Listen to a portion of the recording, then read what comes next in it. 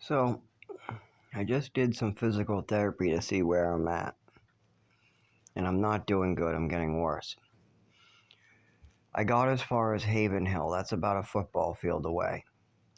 I usually go down Haven Hill because it's quiet. It has like horse farms and stuff like that down that way. Not much traffic to hit me with a car if I have a seizure. And it's the first left down my road. So, you walk about a football field, you take a left, and then you're on Haven Hill. Well, I got to the sign that says Haven Hill. I got about 100 yards. Then my inside cramped, and I had to sit on a rock wall that's not my property. What aggravates me because I don't like sitting on rock walls. So I moved, tried to walk some more after only like 60 seconds of sitting, but it wasn't working. So I sat on the ground taking a Superman kneel. After a little bit more of shaking, and the cold is gone. The cold isn't bothering me too much because I'm wearing like 4 layers of upper clothing and 3 layers of bottom and a jacket. So I'm preparing for that. But with the GI, the kidney issues, on top of the neurological disorder and the cold this morning, vomiting so much all the time because of the mold, the neurological disorder, and that's been going on since childhood. If you're thinking that's something new, it's not. I remember having to drink a glass of milk in the morning with my meds because the antibiotics used to upset my stomach so severely. But even before I was vomiting in the morning from an antibiotic, I had upset stomach in the morning, every morning. I couldn't eat in the mornings. I used to skip breakfast so often that my father used to tell me I could eat a apple pie or a cherry pie or a blueberry pie for breakfast just to try to get me to eat, or he would try to put raw eggs in my milk. Also, the program itself used to just have me eat a banana. And that's because I would vomit up my breakfast. I would get sick. I would be unable to function for at least 4 hours. I would just be trying to hold down my stomach. And a lot of times I wouldn't be able to. It would come up at school. I'd be vomiting in the morning at school. They send me home because I'm sick, but it's only my stomach. And this happened from the age of 7 to the point where my mother was giving me extra Epicacus punishments. She was slipping me pills and getting me overprescribed pills all the way on to when I was 16, all the way on to today at worsening degrees. Same thing with the neurological disorder. That started at age 7, and as the years go on, it got worsening degrees, especially as my mother tried to get doctors to malpractice and not ever look into this illness, because as long as doctors weren't willing to look into my physical health, then she could never get caught. So what she did is she tried to just tell as many stories about mental illnesses as possible, preventing the doctors from ever being able to look at my physical health. If I had an upset stomach, I was mentally ill. If I'm bumping into furniture, I'm suicidal. If I win a swimming medal in the orphanage, I'm a thief and I have attachment disorder. If I jump in a pool and there's an accident, I'm self-harming. If I'm sucking on my skin after an overdose, I'm self-harming. If I'm falling to the ground shaking from flashing lights, I'm autistic. So everything was covered up with a mental illness. So now that I'm an adult from age 19 to 32, when they find me on the side of the road sober, all bloodied up from an epileptic seizure or an injury, the hospitals decide to malpractice me, and then they chalk everything up to a mental illness. Oh, he's doing it on purpose. He's coming to the hospital for fun. And when you have a snowball rolling downhill like that, then more emergency rooms get confused and they malpractice you, and then more doctors malpractice you, and then more doctors malpractice you. And as hundreds more doctors down the line are confused and don't know what's going on, they just continue to drug, because doctors usually only have one good thing they can do: prescribe pills. And if we don't have a proper medical history, if all my records are fraudulent, then they're going to be prescribing the wrong pills and I'll get sick and malpracticed.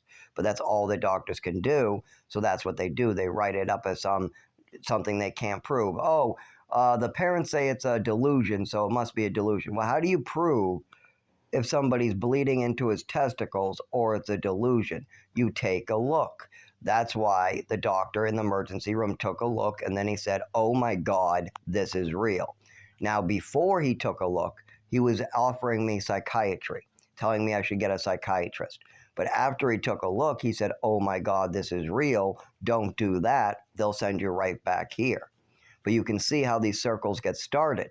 I'm bleeding into my testicles. I go to the doctors. They send me to a psychiatrist, and the psychiatrist sends me back to the emergency room. Then the emergency room sends me back to a psychiatrist. Then the psychiatrist sends me back to the emergency room, all for bleeding internally. Why?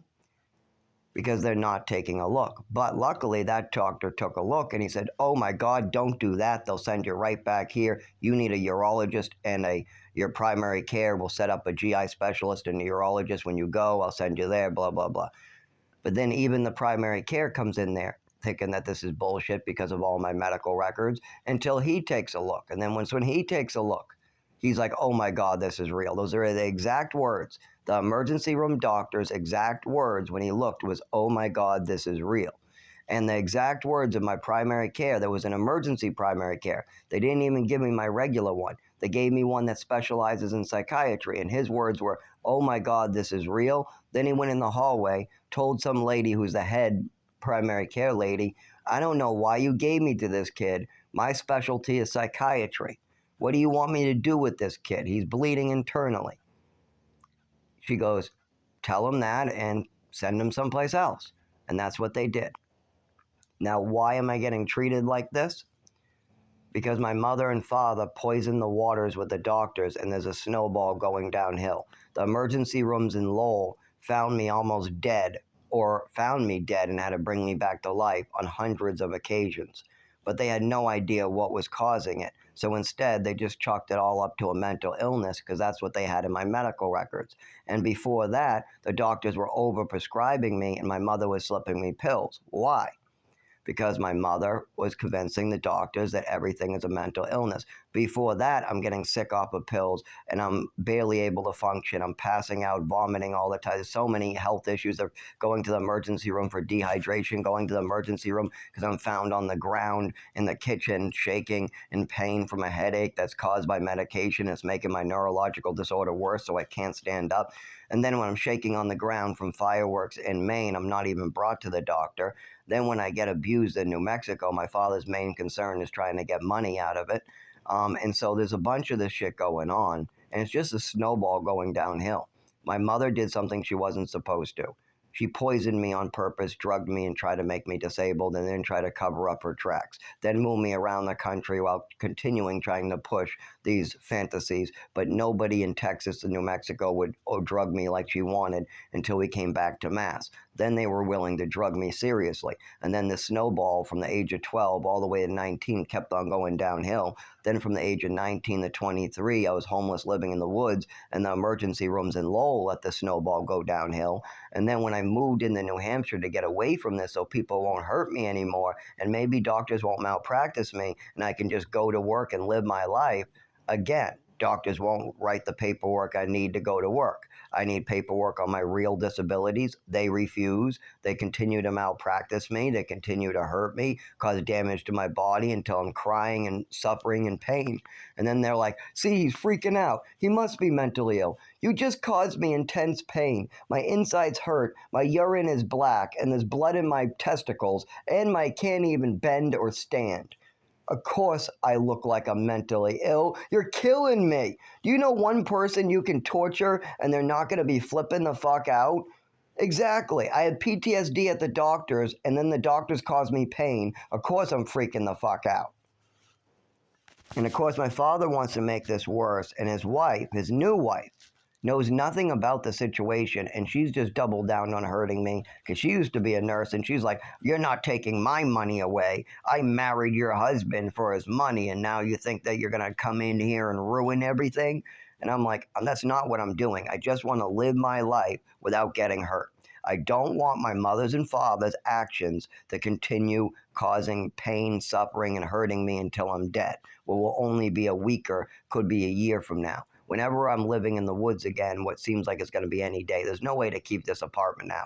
My father has taken my home away again. How did he do that? How did my father take my home away with his words? Tell me, how could somebody do that? Well, I have a disability that my father knows about. He knows I'm not allowed to get Social Security because he stole money and manipulated them. So I'm not able to collect until doctors actually treat my disabilities. But he doesn't want me getting treatment.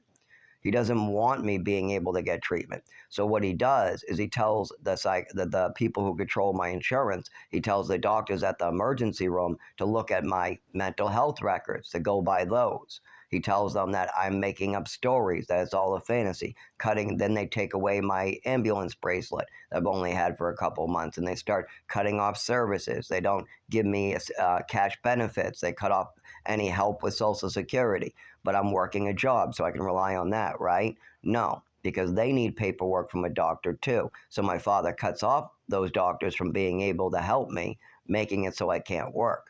So how am I supposed to pay my rent now? My father has made sure that all my incomes have been turned off. He has made sure to turn off my cash benefits. My father's words have turned off my Social Security. And they say, oh, you can go to Social Security. You just need to go along with the fantasies. The only problem is then I can never walk, I can never function. There is no treatment because it's not a fantasy. Hundreds of people have seen this for themselves. It's like the testicles. They think it's a fantasy until I walk in there, drop my pants, and then they go, oh my God, this is real. But until they have, oh my God, this is real moment, they treat it all like a mental illness. And then if they drug me or treat me based upon that being my illness, I get malpracticed and hurt. And then I have worse symptoms and I can't function in society because they're drugging and hurting me.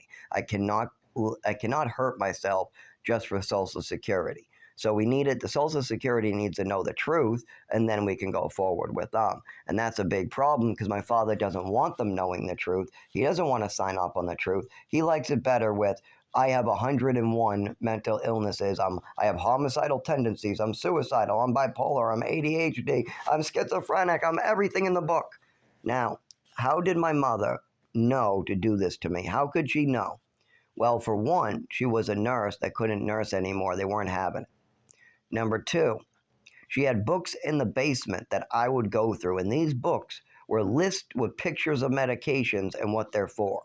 Yes, my mother had stacks of books in the basement that she would look through that were just lists of drugs. There were pictures of pills and then what the disease is for. This is for schizophrenic, and the side effects can be this, this, and this. And it would have descriptions on each pill. And if you went to the schizophrenic pills, now, I never was diagnosed with being a schizophrenic. I was never on schizophrenic medications, except for when my mother really tried to push one time, but they took it right away.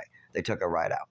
But I was not ever schizophrenic. I don't hear voices. I never heard voices, but my mother constantly wanted those pills. She wanted schizophrenic pills. She knew I wasn't schizophrenic. The doctors told her I wasn't schizophrenic. Everybody in my family told her I was not schizophrenic. The therapist told her I was not schizophrenic. The teachers told her I was not schizophrenic. But for 10 years, she continued to push. She even tried to brainwash me into believing playing with action figures means I hear voices. She would try to fuck with my head like that on a regular basis. She would try to confuse me and fuck with my head. Then she would go to my father, try to confuse him and fuck with his head. Then he would bring me and my father to the doctors, and she would try to lie and manipulate the doctors and fuck with the doctor's head. And after 25 years of this shit, I'm going to be murdered by it. Yes. Not only did she poison me, she's also trying to get doctors to malpractice me with false information, and there's no way for me to get out of it. If I walk into the doctors today, tell them what's wrong, and tell them I just need hernia surgery, epilepsy medication, and a diagnosis, they will not do it because they have 25 years of lies and fantasies that they've been treating me based upon malpracticing me. If they write this down, if they help me, they then have to admit that doctors were doing the wrong thing. And we already know that for sure. I mean, look at the doctors in Chelmsford from Bridgewell Counseling. That doctor was obviously hurting me. It was so obvious. I mean, I just want to sleep and get something for anxiety. A Valium would cover that. Instead, he has me on 600 milligrams of Seroquel, 200 of Trazodone, 150 of Thorazine, Lamictal, and Risperidone, and more meds during the day. So he has me on all these drugs. Now, here's a fact. If you're giving somebody Seroquel for sleep, I wanted Seroquel just for sleep. That's all I asked for was the sleep. you stay at the 50-100 range. Seeing as I was on 600 milligrams, that means my doctor was most likely trying to treat me for 101 different mental illnesses instead of listening to the patient and me, who was there from the age of 16 to 19. I was telling him I just want to sleep better. I'm having heart palpitations. I'm getting these horrible depression-like feelings of fear, and I want you to come off the medications because my work tells me that they need me off of them. And then he tells me, well, your work can't decide if you're on meds or not. Yeah, they can. They cut off my job because I would not stop taking all these drugs at bedtime, and I looked cockeyed every morning at work. So they told me for about over a year that I needed to tell my doctor to cut out the shit. And I went in there telling him I wanted my meds to be cut down, and all I'm asking for is sleeping meds and anxiety meds. So why are we loaded up like this? And he goes, give it more time, give it another year. So I go back to work. I tell them, hey, the doctor says give it more time again. And they told me to leave. They said, no, we're done with you. That's it. And the doctor tells me my job can't decide if I take meds or not. They can cut off my job is what they can do, because I look cockeyed on my meds every morning. And everybody said that. Whenever I took my night meds, everybody always said I looked fucked up at bedtime and in the morning. Now, I asked the doctor to stop fucking me up. I did. I went right in there and told him to please stop. But instead, he listened to my mother and father, and he upped doses and gave me more meds against my will. So then I just put them in the drawer. I just stopped taking them. I took the dose. I just stopped taking extra Seroquel. When my doctor tried to get me to like above 600 milligrams, I just downed it to 300. But that's the only change I made, because it was very obvious to me that Seroquel was hurting me at such high doses. So I brought it back to 300. But all the meds were hurting me at all those doses, and that's what I didn't understand. I was under the belief I should trust my mother, trust my doctor, and trust my father. But because I trusted my mother, father, and doctors, now I get to be murdered. They malpracticed me. My mother and father were not to be trusted. They were not to be trusted. When I trusted my father to keep his word, keep his end of the bargain, he was not to be trusted. When I trusted him not to let his wife poison me, he was not to be trusted. When I trusted him to get me medical care, when he made an agreement to adopt me and be my father, the least he could do is make sure that I wasn't going blind on his fucking floor. But when I went blind on his floor, I trusted that was an allergy attack, and that allergy attacks can make you go blind and destroy your nervous system. But instead, those were lies my mother pulled out of her ass, and then she tried to make sure I would never get medical care. And now she did a good job of that. That's the reason why, if you try to bring me into the doctor's office, you will get nothing but bullshit where they say it's mental illness, mental illness.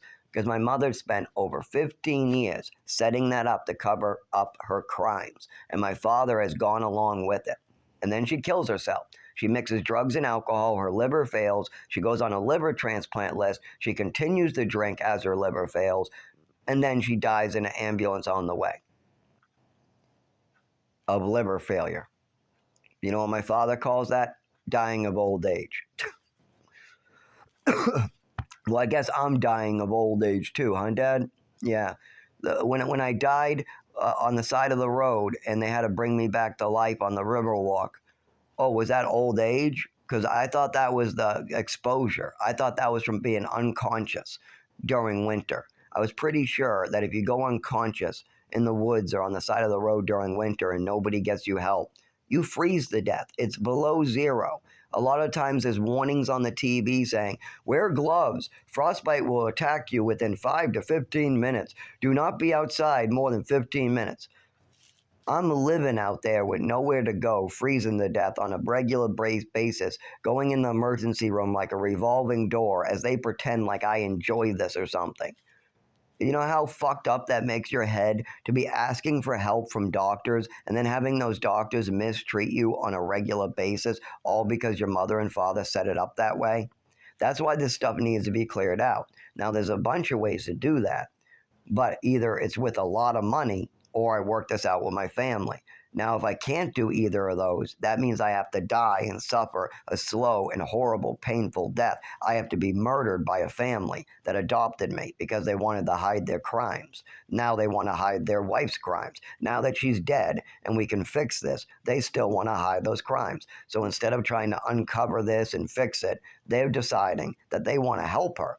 They want to help my dead mother cover up her crimes. And that's what my father wants to do. That's what my brother wants to do. That's what my sister wants to do. They all want to help my father and mother cover up their crimes as I die before I'm even get to see 40.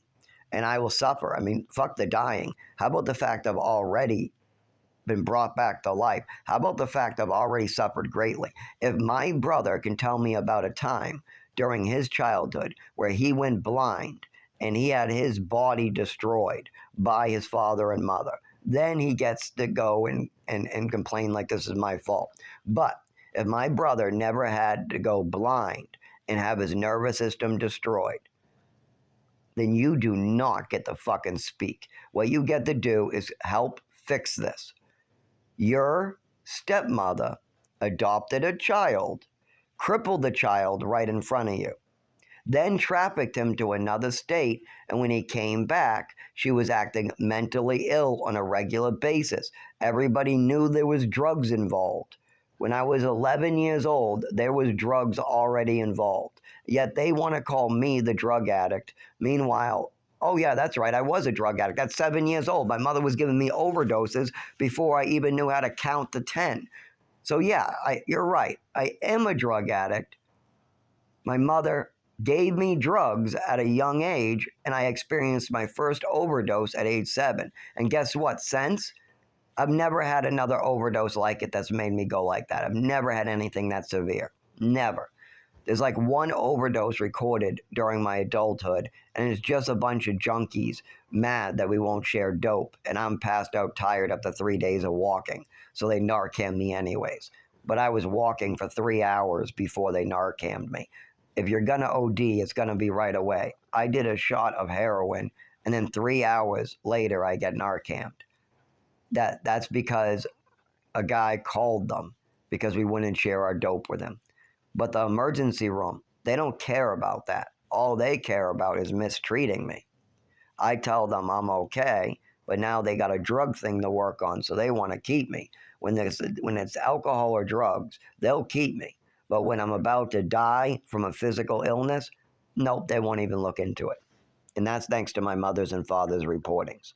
And then they can fix it anytime they want. My father can wake up tomorrow, call me, meet with me, and start fixing this. But now I get to lose my apartment no matter what because of this. I mean, I just need money. So where do I go? I'm going to lose my apartment because my father has cut off all my money. He's cut off Social Security on me. He's cut off cash benefits on me. And I know this for a fact because Beth talked to them and spoke to them, and then everything got cut off. And Beth works for my insurance company and the people who work on those things with me. How about my job? Well, my job needs paperwork from a doctor. Well, when I went in the doctors, they said all this stuff from emergency rooms and doctors going back 25 years is the problem. They see that it's a mental illness, it's a mental illness, it's a mental illness, just drug them, drug them, drug them, drug them. But that never works. It never makes me walk better. It never makes me talk better. But epilepsy medication and giving a diagnosis will fix all this. But instead, they ignore that and they continue hurting me. Why? Because they don't know anything else. That's what every doctor has done for the last 25 years. So when I go in the doctors now, they're going to do what other doctors do. That's all. When I need a medication, they're willing to prescribe me stuff that I've already been on. So I can get Vicodin and Percocet. I can get Xanax for anxiety. I can get all these crazy amounts of drugs that I've been on before that don't help me. If I'm going to take Xanax, it needs to be for my epilepsy. And if I'm going to get Xanax for a psychiatrist for anxiety, but yet I'm taking it for epilepsy too, that's going to be a problem because then we're curing a disease without the doctors knowing about it. So we need badly for the doctors to treat me for my real illnesses, not a bunch of fantasies. But until my father comes clean or my family works with me, they're going to help my mother cover up her crimes even though she's dead, and they don't have to, because they don't want to admit to what happened to me. They don't want to listen to me. They don't want to believe me. They don't want to look in my eyes and see the tears and the pain and the suffering. They don't want to do that. Instead, they all want to pretend like this is some fucking game. Like me dying is a game for them. That because they don't want to take responsibility and they don't want to look at themselves in that light, it's okay for me to get hurt and suffer and then eventually die. I've already suffered quite a bit. At the age of 7 in Westford, I went blind. Has anybody apologized to doing that to me yet? Tell me, Father, my father, Dad, have you apologized for taking my vision away when I was 7 years old? You let your wife drug me silly, and I had an overdose, went blind, and I couldn't stand up. I was screaming for help, and you wouldn't even let me go to the emergency room. When the people on the phone told Mom to bring me to the emergency room, she refused. Now, if you know this happened or not, have you apologized? Has Patricia apologized? Has anybody ever told me that they're sorry that they did this to me? No? Have you ever gone to the doctors and looked into it? Have we ever tried to get me treatment? I mean, I know I talked to the doctors a lot about it. Right in front of you, Dad. Right in front of my mother, too. That's why she doubled down on hurting me, because I was trying to get help. Whenever I spoke about it in Texas, my mother came up with 100 plans to take evasive action. She was also feeding you bullshit, Dad. She was trying to fool you, too. Why do you think she told you never to look at the side effect list? Do you think it's because you really will think all of a sudden I have a bunch of side effects? You know why? Because I do have a lot of side effects. I was having those side effects. So if you did look at the list, you would realize, oh shit, Zach was having this before I looked at the list. And now that I look at the list, I can see that that's a side effect. And then you know to bring me to the doctors. So instead, my mother tells my father not to look at the side effect list, because then you'll think I have all those side effects. And so you never look at the side effect list. And she spits out a disease called hypochondriacs. She starts talking about how if you look at the side effect list, you'll become a hypochondriac. But there's one problem with that. I'm experiencing the side effects before we looked. If you're vomiting every morning for a year, and then you look at the side effect list of the medication you take every morning, and it says may cause vomiting. Consult your doctor if you have vomiting after taking this med. And the next morning you take the med and you vomit once again after a year of this. Of course, you're going to know that you got to go to the doctors. And it's not because you're a hypochondriac. That only happens if you look at the list first and then you think you have the illness. But if you know something serious is going on for a year, and then you see it on a side effect list, then it can't be hypochondriac. There can't be one because it was happening before you looked. But my mother did not want my father to look. She told him and confused him into thinking if he looked at any side effect and I was having those side effects, then that's just all in his head and all in my head, and we're all just fantasizing it. She would call me a liar and saying I'm making up fantasies. So she was preparing this. She was preparing for if we noticed that these things were happening, she could just use this fucked up rhetoric about us being hypochondriacs.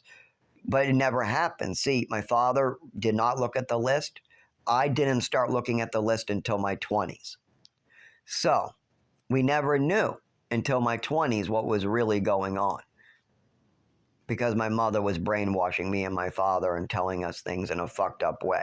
There's real illnesses like a hypochondriac, and if they look at a side effect list, sometimes they think they have it afterwards. Like if they think they're going to get a hive or rashes, and they see that on the side effect list, then all of a sudden they start scratching afterwards. But if you are having illnesses or side effects before you look, and then you notice that you have rashes all over your body for a year, and then you see on the paperwork may cause rashes, consult your doctor, then you go and you take that seriously because you know it's not a hypochondriac disease. But my mother tried to confuse us into thinking both mean you're a hypochondriac.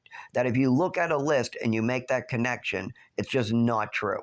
My mother was trying to confuse us into thinking all different types of fucked up shit. Like she tried to convince me that if I was playing with action figures and giving them voices, that means I'm hearing voices in my head and I'm schizophrenic. Even though all kids go, get to the ship, boom, boom, boom, boom. Okay, we gotta save the princess. Okay, let's fly this plane. Let's jump out to save the princess. No, no, no, your parachute won't open. You know, you make voices to the action figures.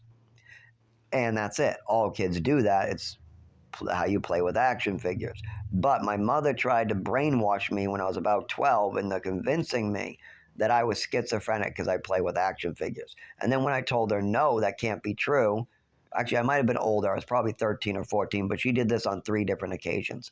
But, anyways, I knew a schizophrenic kid that heard voices in his head. So I knew the voices were in his head, and that's how he was. So when my mother tried to convince me that playing with action figures